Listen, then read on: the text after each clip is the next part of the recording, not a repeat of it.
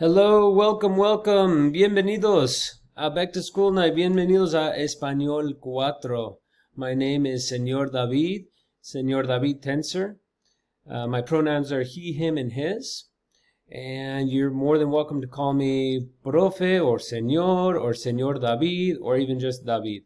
I welcome any one of those names. It's so good to be here. I want to just give you a quick run through for Spanish 4. And hopefully you walk away with some excitement and some information on what your kids will be experiencing this year. This is the best way to reach me. My email, david.tenser@bvsd.org. My office hours are third period and by appointment only, but I'm also, of course, available every day for access time as well.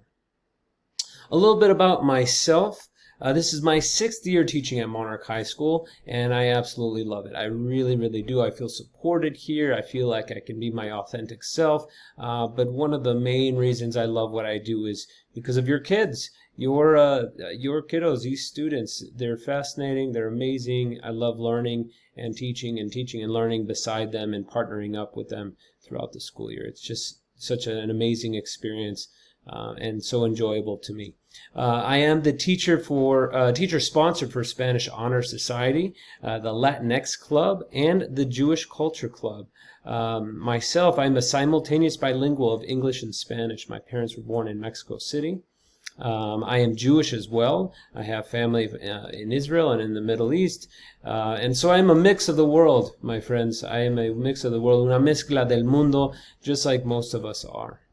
And I'd like to share that with you folks and share that with my students so that everybody can celebrate and be comfortable acknowledging their unique and beautiful backgrounds. We're going to go to Schoology here in a moment. I want to walk you through what your kids look at on a regular basis. But these are some Schoology codes. If you wish to connect onto Schoology, or if for some reason your student has trouble logging onto the Schoology page. But let's jump over here to Schoology. So it looks a little bit busy right here. I will tell you that a lot of these links are only set up for individual classes, meaning Spanish 4, period 1, click here, the live class. This is only visible to those students in period 1, and period 2, and period 4, and so on. Here's the access time live session. That is every day from Tuesday to Friday, 3:10 to 4 p.m. They can click on there and connect with me, but that's also by appointment only, as I mentioned before. The syllabus and expectations. Let's click on the syllabus and just kind of take a look at a few things. We're not going to go in major depth here, but I just want to show you where it's all at. So of course my contact information, some details on the course. If you take a look at the grading policy, folks are always interested in that for good reason. We have something a little bit different this year with our world language Spanish team. We've decided to do 40-40-20 with our summatives, formatives, and our participation and attendance. So participation has been ramped up with 20% versus previous years it's been 10%. Here's some details on my retake policy. So I encourage you folks to look through that and have your students look through that as well. Let's jump back here. So I want to just kind of give you an idea of my organizational structure. Let's click on Semana 3, week 3, which is what we are working on right now with with my students. So students will have access to a plan of the week. This will be posted on Mondays so that they can get a good idea of what is to be expected.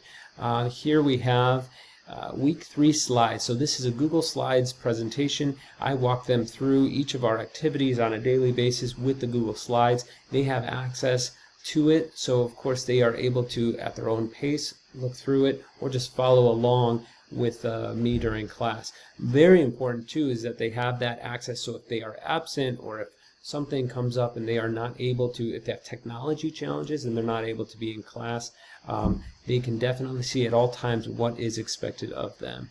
And you can see here there's a lot of busy stuff going on, but I have it organized according to different folders.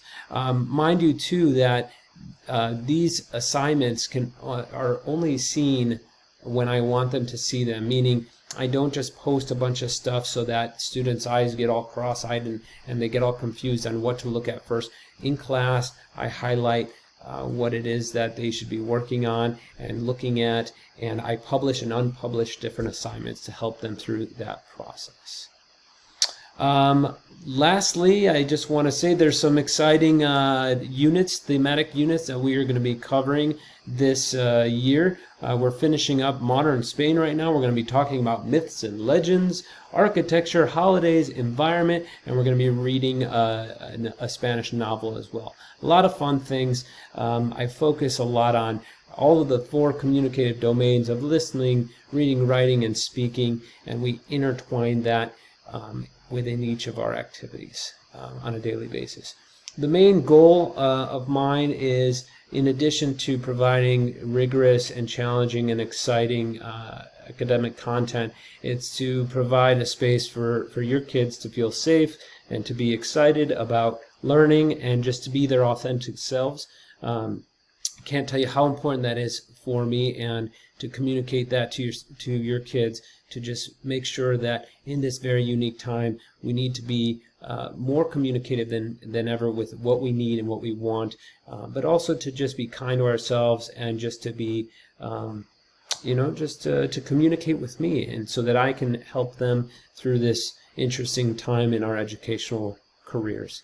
So that is all for me. Senor David here, thanking you for your time and looking forward to connecting with you all whenever possible.